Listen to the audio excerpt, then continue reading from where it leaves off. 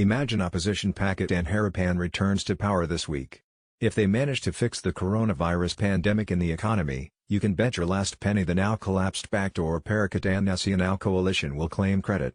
Former Prime Minister Muhyiddin will claim that the success is due to all the hard work and innovative programs put in place by his previous government.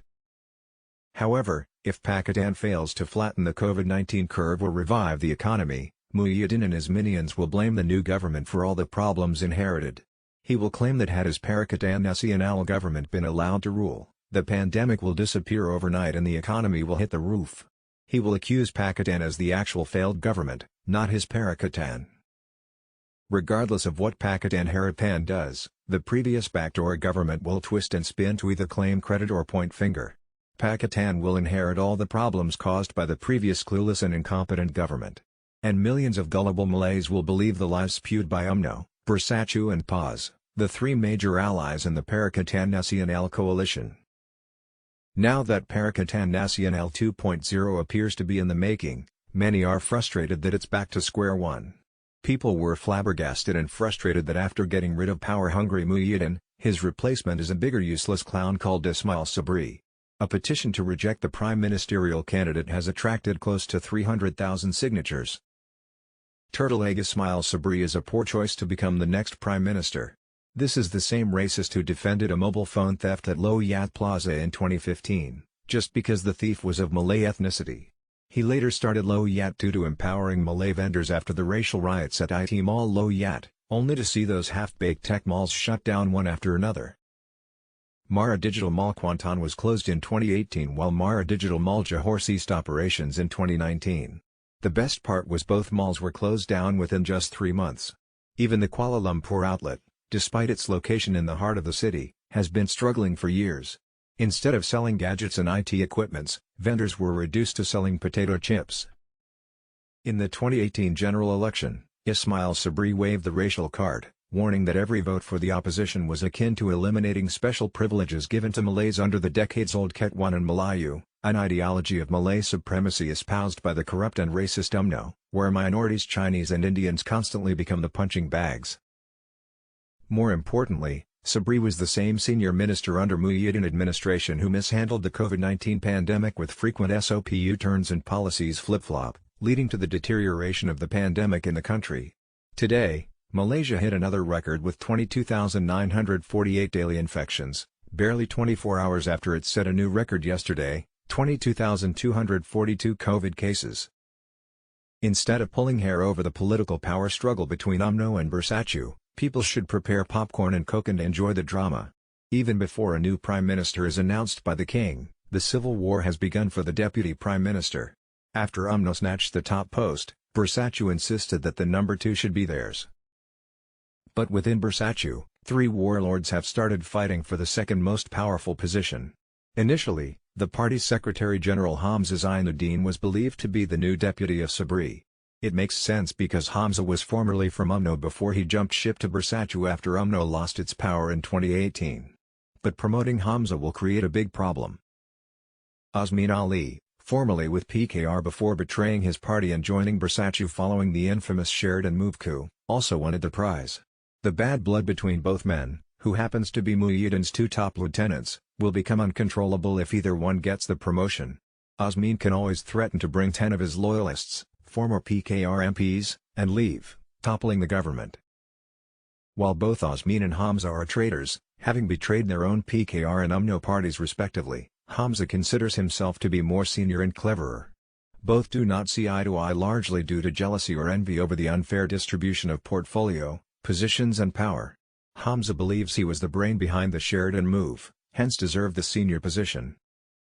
Without the powerful prime minister office, Bersatu President Muhyiddin will be struggling to control his 2 top dogs.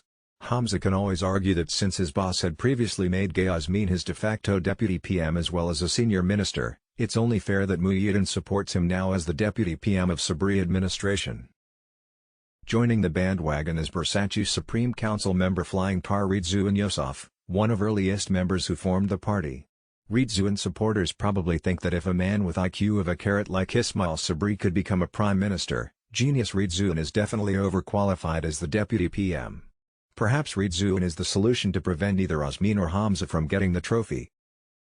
So far, Bersatu has survived because it owned the prime minister position, the only formula that glued the weak party together. Now powerless, Muhyiddin may not be able to stop his party from disintegrating. Therefore, by hook or by crook, he will demand the ownership of the second most valuable prize, Deputy Prime Minister. However, Bersatu isn't the only party that is eyeing the number 2. Sarawak-based GPS, Gabungan Party Sarawak, too openly demands that the new federal government of Ismail Sabri, if it materializes after tomorrow's special meeting between Agong and his 9 brother rulers, should allocate the deputy prime minister post to either Sabah or Sarawak in recognition of the Borneo state's contribution. James Masing, Sarawak deputy chief minister, argued, twice, GPS 18 MPs helped to form the government, Muhyiddin Yassin's Perikatan Nasional government and now possibly Ismail Sabri Yaakob's government. For what the GPS MPs did, Sarawak wants Putrajaya to acknowledge their role in forming the government by giving us a deputy prime minister position.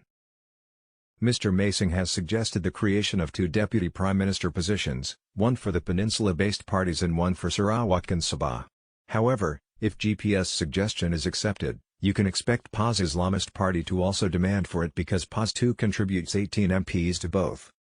Muhyiddin Perikatan Nasional 1.0 and Sabri Perikatan Nasional 2.0.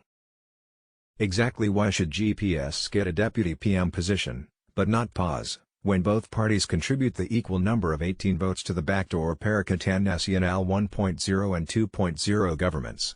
It appears that unless Turtle Egg Sabri creates 5 deputy prime minister positions, each for Osman, Hamza, Ridzuan, GPS and PAS, the fragile coalition of 114 MPs could collapse anytime. However, the creation of 5 deputy prime ministers is not only hilarious, but will also dilute its power, making it meaningless and useless. It would be an insult to Muhyiddin, who had ordered all its 31 MPs and 4 independent-friendly MPs to support Sabri yesterday. Bersatu may not sit well with the idea of splitting the number 2 position to 2, let alone 5, considering it contributes 35 votes. If Prime Minister Sabri chickens out, and agrees to create more than 1 deputy prime minister positions, it will open the floodgate for excessive demands from his power-crazy allies in the fragile coalition. If Muhyiddin's super-bloated cabinet of 73 ministers and deputy ministers were insane, wait until you see the new cabinet. Sabri may design a cabinet of 114 ministers and deputy ministers to keep every MP happy. UMNO may think they could do better than Bersatu with a smaller cabinet. The problem is all the chairmanships in lucrative organizations or GLCs have been filled to the brim with Muhyiddin's men, and they refuse to resign. Hence, it will be a challenge for Sabri to find highly paid positions for all the 114 greedy MPs, whom had been pampered under previous Muhyiddin administration. But Prime Minister wannabe Sabri and UMNO should not count their chicken before they hatch. Muhyiddin may have insulted and scammed the king again after he revealed today that his party's support for Ismail Sabri as the prime ministerial candidate is on the condition that he must not appoint anyone who is facing criminal charges to his cabinet if he is appointed the new prime minister. The monarch specifically said that declaration letters to be submitted by each of the 220 members of parliament indicating their preferred candidate for prime minister must be made without any conditions. Did Muhyiddin's bloc of 35 MPs tell the king during an interview at Astana Negara today that their support for Ismail Sabri is subject to certain conditions? Assuming the condition spelled out by Muhyiddin is just a petty crime, which is not, exactly what can he do if Ismail Sabri, under pressure from Najib Razak and Zahid Hamidi, quietly interferes and pressures the jurisdiction to reverse Najib's guilty verdict and drop all of Zahid's 87 charges related to money laundering, corruption and criminal breach of trust? Will Muhyiddin accept the appointments of Najib and Zahid to the cabinet even if it's crystal clear that Sabri abuses his power to free both crooks, the same way Muhyiddin's appointed Attorney General Idris Harun was ordered to suddenly drop all 46 corruptions and money laundering charges against former Sabah Chief Minister Musa Iman? It's absolutely possible that the clueless and weak Sabri will free Najib and Zahid because his so-called Perikatan Nasional 2.0 government will be more fragile than Muhyiddin's old government. If Zahid could overthrow Muhyiddin administration with the withdrawal of 15 UMNO MPs, he can definitely repeat the same stunt on Sabri administration. Besides, Najib and Zahid can always argue that Muhyiddin is hypocrite to impose such condition. Why did Muhyiddin accept the notorious Bung Mokhtar as Deputy Chief Minister of Sabah despite the fact that the former Felkra chairman Bung and wife Zizi Azet were facing charges of bribery and a 150 million ringgit investment in public mutual unit trust products? Muhyiddin cannot explain why he still supports UMNO even after he was overthrown and betrayed by the same party. Mr. Mu can argue until the cows come home, but if Najib or Zahid is freed, it is because Bersatu empowers and enables the return of UMNO to the federal government. Muhyiddin was the one who contributes 35 MPs to UMNO, never mind the silly conditions. To make matters worse, UMNO knows very well that Muhyiddin dares not and cannot do anything even if Najib and Zahid are cleansed of all their crimes through executive interference. Bersatu MPs may even jump ship to UMNO if Muhyiddin pulls out of the coalition. Like it or not, there's no loyalty among thieves and parasites. If you have any thoughts or comments, please share it with me, and also don't forget to like, share and subscribe to my channel. Thanks for watching and have a nice day.